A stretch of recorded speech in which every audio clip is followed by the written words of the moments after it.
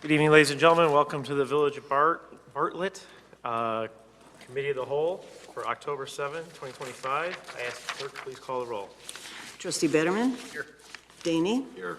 Gansey. Here. Hopkins. Here. LaPorte. Here. Sawanski, absent. President Gunstein. Here. That takes us to our town hall portion. If anybody would like to address the board, please do so by stepping up to the podium, state your name and address, and please try to keep your comments to 3 minutes or less. I don't see anybody that has come in, so I will move on to standing committee reports. Finance Committee, Chairman LaPorte. Thank you, Mr. President. We have one item on the agenda this evening. It is the discussion of the general fund for the funds for general police pension debt service, corresponding activity measure, no increases to the general and police pension levies with a slight increase of $12,041 to the debt service levy, and I'm going to hand over the executive summary and the balance of this to Matt. Thank you, Chairman LaPorte. Good evening, Mayor and trustees. So it is that time of year for everyone's favorite presentation, the property tax presentation. So this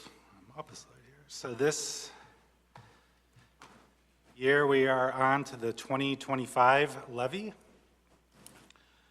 I'm going to go over a quick timeline. So tonight we have the proposed property tax presentation. I have a public hearing notice scheduled to be published on this Friday, October 10th. At the next board meeting, which is October 21st, we will hold that public hearing and establish an estimated 2025 property tax levy. At the December 2nd board meeting, we will hopefully adopt the property tax levy, which then will just need to be filed with the county clerks by December 30th. So Village of Bartlett's property tax levy has three components. We have the general corporate levy, the debt service levy, and the police pension levy. I'll start with the general corporate levy. This is to help fund the general fund operating expenditures. So again, our general fund is administration, professional services, liability insurance, finance, planning and development, police, and streets. And then I just stole this chart out of my budget presentation, which shows our general corporate property taxes make up about 24% of our total general fund revenues. So for the 2025 general corporate levy, we are proposing an amount of $7,269,094. Technically, this amount is to fund the current year that we are in right now, so that's fiscal year 26. So if you remember from last year's budget presentation, this is the amount that I proposed. So this is no change from last year's 2024 general corporate levy. I do have a 10-year history of our general corporate levy, so you can see from 2016 to 2020, it stayed flat. In 2021, it increased slightly by $86,000 for brush pickup. And then again in 2023, it increased by $750,000, and this was to capture the Brewster Creek TIF closing. And I just want to reiterate with this, it did not increase the amount owed for taxpayers. This was solely to capture the Brewster Creek TIF EAV. On to the debt service levy. This is to pay for principal and interest on our general obligation bonds payable in fiscal year 2027. So the amount I'm proposing is $2,931,405. This is an increase of $12,040 or 0.41% from last year's levy. And this is how I came up with that amount. So these are our outstanding general obligation bonds.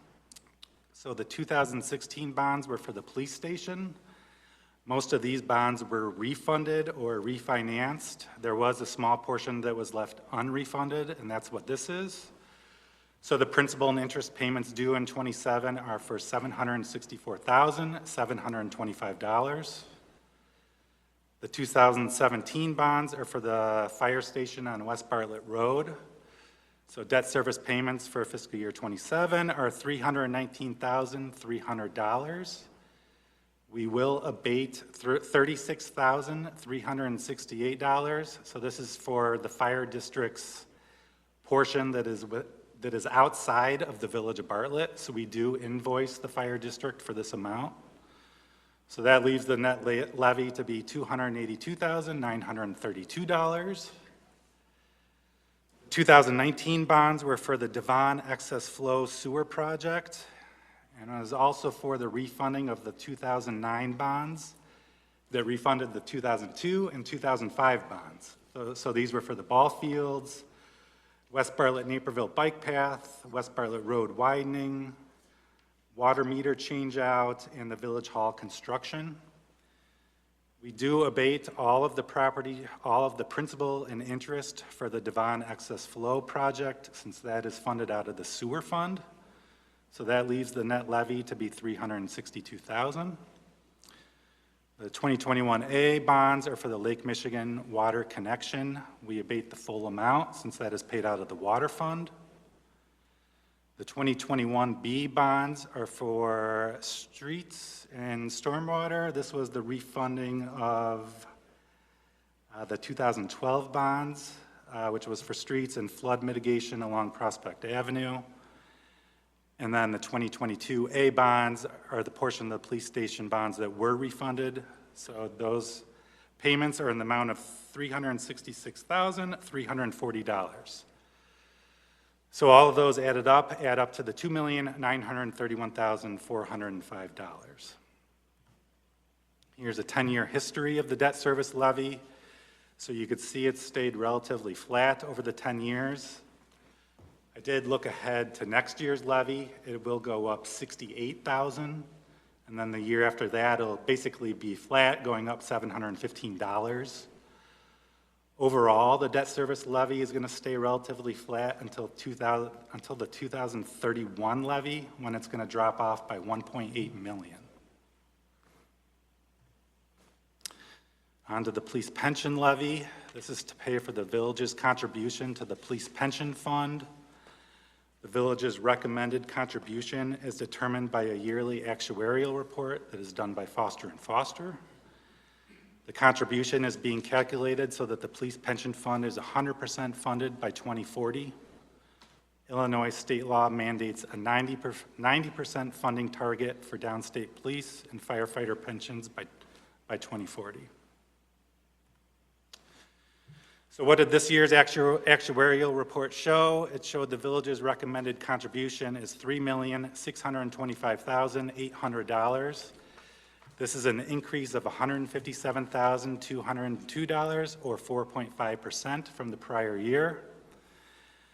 The primary reason that the contribution went up is due to average police salary increases of 9.81%, which exceeded the 6.33% assumption that the report used. So the big spikes in salaries were due to the MAP union negotiations that were over a year long. So for this report, it was almost 2 years worth of salary increases. So we should not have that in the next 2 years. Investment returns are arguably the biggest factor in determining the required contribution to police pensions, so I did want to show this chart. I'm hoping I don't lose you guys with this chart. It's a little confusing. So the blue is the rate of return for our police pension investments for that year. So you can see in 21 we did amazing, 2022 not so much, 23 we broke even, and then the last 2 years we've done really good. The pink is the rate of return that the actuary uses, so they use a 3-year average. The green is what the actuarial report assumes our rate of return is going to be. So for investment returns to have a positive impact on our contribution, we need the pink to be above the green. So you can see in fiscal year 2025, this is the report I'm talking about, they're almost dead even. So investment returns almost had no effect on our contribution this year. I'm hoping police pension investments have another good year, and so far we're off to an incredible start. I believe our investments are up about $7 million. So that would give us 3 good years in a row. So hopefully next year's report, our contribution will be decreased. So again, the recommended contribution for police pension is $3,625,800, but we are proposing our police pension levy to remain at $2,682,060. So that is no increase from the prior year levy. So this means we will be using $943,740 of general fund surplus.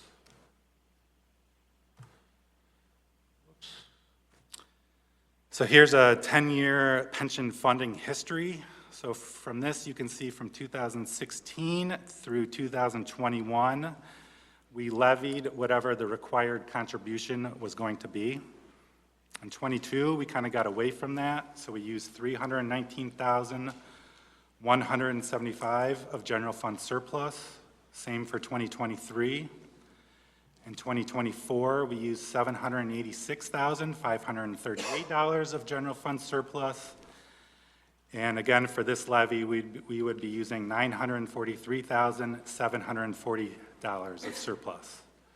So again, I think the goal going forward is we should try and reduce the amount of general fund surplus that we're going to need to use. Hopefully, most of that will be by the contribution amount coming down, and then possibly by increasing the levy. Matt, what percentage of the general fund is that 960,000? So right now, I looked, we have about 24 million in our general fund. Okay. So I think because we did that 0.75% increase to our home rule sales tax, municipal motor fuel tax, we're able to do this again this year. Okay. If we didn't use the, what is it, 900,000 from the general fund, what would be the impact to an average resident? I'd have to run the numbers. Is it I don't even want to say, yeah, I'd have to get. something simple you can do tomorrow in your spare time? I could look into that. As I'll get into a little later, it is hard to figure out how these numbers impact the property tax bills, but I can look into that for you. Can you remind us how well-funded percentage-wise we are of the police pension? It went from, this year, it went from 67% to 68.2% funded, I believe. So we're on track for 2020, 2040 We are on track. for 100%? Okay. And how many other municipalities do you think are sitting at 68% right now? Not as many as you think. I think we're on the top tier of funded ratios in Illinois. Okay. Yeah, I couldn't give you a percentage, but compared to most, we're doing pretty good. Okay. So if you put those three levies together, our total 2025 levy comes out to $12,882,559. Again, compared to last year's levy, the general corporate and police pension amounts are staying the same. The debt service levy is going up slightly by the $12,040. So overall, the levy is going up by 0.09%. I have a quick question on I remember the discussion on the tier 2 pensions. I don't remember all the ins and outs. How does that impact us going forward? Yeah, I know it's been brought up to the states. A lot of times, nothing has gone through. I kind of follow IML regarding this. So the issue is whether Tier 2 satisfies the Social Security safe harbor standard. IML states that it does. Let me see here. They say Tier 2 benefits and downstate public safety pension funds do satisfy the Social Security safe harbor standard, making clear that benefit expansions are not necessary to satisfy that requirement. There's a lot of debate. Of course, the IML has one position, the legislature has another position, the police unions have another position, police and fire have a different position. Safe harbor doesn't really apply to us because we do pay for Social Security for our officers. It's not a Bartlett issue. What they are looking at is enriching the benefits for Tier 2 employees. That is what is, they're hoping to put in the legislature for discussion coming up. The conventional wisdom is if they do enrich Tier 2 pensions, they will trade off that, they'll extend that timeline for becoming 100% funded. So that is the general discussion that's happening, but we haven't seen any specific legislation at the state level to really kind of dig into what the impact would be for us. Thank you. And we'll The stay, last I have heard from our pension attorney is that the state does not have an appetite at the moment to change Tier 2 benefits. So, but that can change. so if we, just out of curiosity, how did you come up with the .09 versus just taking the additional 12,000 out of the general fund and going to zero? I'm just, did I, Say that again? going back one slide, the increase in the levy is .09, correct? Mm-hmm. So how do you get that to zero? Like, what was the reason it went to .09 versus just zero? Because of the debt service requirements. It's just based on the principal and interest payments for next year. So we always levy what those payments are going to be. Okay. $12,000 is, taxpayers will not see the effect of that, in my opinion. Dollar a house. Okay.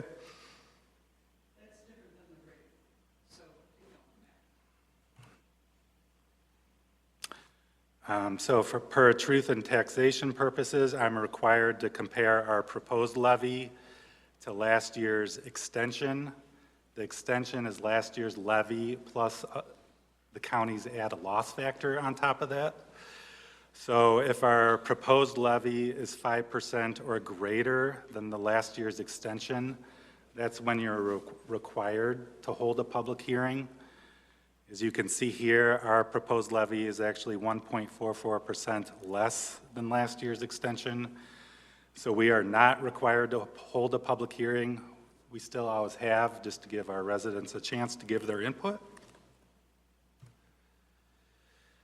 So yeah, now I'm on the property tax rates. The property tax rates are determined by taking the total levy divided by the total EAV per county. And again, in Bartlett, it's really hard because we are in 3 counties. So we also have to rely on the tax burden that the state sets.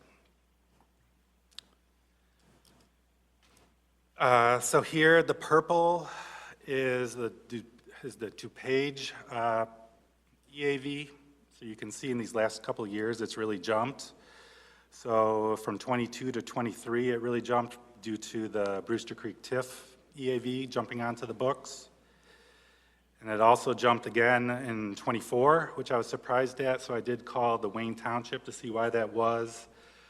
And it was due to the reassessments that they do every 4 years. So this was based on home sales from calendar years 21, 22, and 23. So everyone's EAV went up 10.22%. The blue line is the Cook EAV, so you can see that is also gradually going up due to the Cook County triennial assessments, also the Brewster Creek TIF closing, and grasslands. And then the orange line is the tax burden for DuPage County. And so in 2024, it jumped quite a bit. That little jump there is actually a big jump. So it went from 60.84% to 62.41%. We were actually anticipating that was going to happen a year earlier in 2023 due to the Brewster Creek TIF, but it happened in 24. So, and again, the green line is Cook County tax burden. It went from 38.7% to 37.12%. So my thing with the tax rate is to me, it doesn't mean much, because if the tax rate goes down, that doesn't necessarily mean that the residents amounts they are paying is going down. The tax rate could have gone down, for example, everyone in DuPage County's EAV went up 10.22%. So the rate is lower, but the EAV is higher for everyone. If the EAV went up because of new construction, that would cause people's amounts due to go down. So to me, the tax rate doesn't really mean as much. It depends on why it's going down. So here's my shot-in-the-dark attempt at estimating the tax rates per county. So for Cook County, I'm estimating a rate of 0.8481%, which would be a slight decrease of 0.0728%. Let me also say that, too, this is also especially hard this year because Cook County, as I'm sure some of you know, hasn't even come out with its second installment property tax bills. So I'm basing my numbers on 2 years ago. Should probably go up a little higher. They're in trouble. I anticipate, I wish I could have seen the tax bills, because I actually anticipate Cook County's people's amounts for Village of Bartlett to go down, because DuPage's went up on average about 2.6%. So I would think Cook County's should be down. For DuPage County, I'm estimating a tax rate of 0.6990%. This would be a decrease of 0.0387%. I don't want to forget Kane County. I'm estimating 0.6758%. This would be a rate decrease of 0.0331%. Finish with just showing examples of some DuPage tax bills from 2024. So this is DuPage 2024. The school district made up 63% of the tax bill. Village of Bartlett is at 9%. And for Cook County, again, it's based on 2023 tax bill. U46 is at 57%. The Village of Bartlett makes up about 10% of the bill. That is all I had, unless there's questions or comments. Could you send that presentation to us? Sure. Thank you. It's an amazing pie graph to see what the amount the school district received versus what the villages, the surrounding villages too, not just Bartlett, but all villages that are in U46, on how little we get or collect versus what they collect. Now, I understand we have other sources of income, but that's a large chunk of the tax bill. Hell of a burden for somebody who's empty nester. Hey, Matt, just to answer Adam's question, can't you just take 969,000 and divide it by the number of people that are, or entities that are paying the tax to come up with a per taxpayer?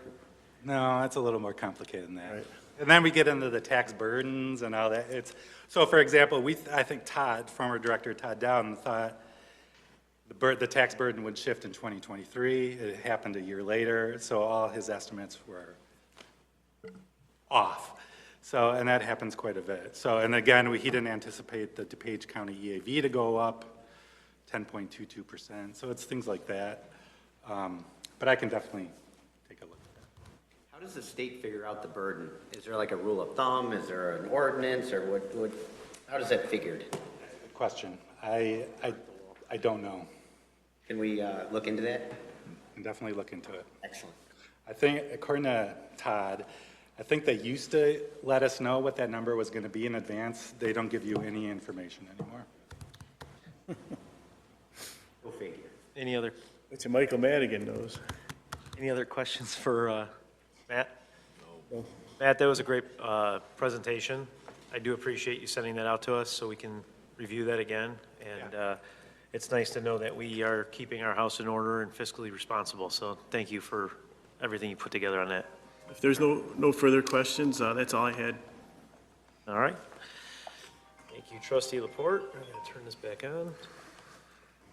I believe that's everything for tonight. Yeah. All right. Can I get a motion to adjourn? Second. Clerk, please call the roll. Trustee Betterman? Yes. Laney? Yes. Gansey? Yes. Hopkins? Laporte? Yes. We are adjourned.